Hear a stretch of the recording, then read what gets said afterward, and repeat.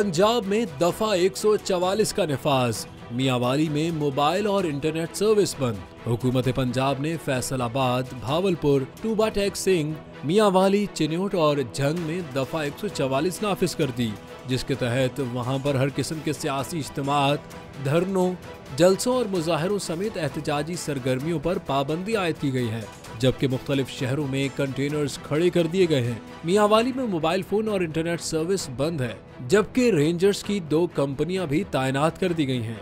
भावलपुर में दफा 144 की खिलाफ वर्जी करने पर पीटीआई के 100 से जायद कारकुनान पर मुकदमा दर्ज कर लिया गया और 5 कारकुनों को गिरफ्तार भी किया जा चुका है। दूसरी जानिब पाकिस्तान तहरीक इंसाफ ने आज एहतजाज का ऐलान किया है।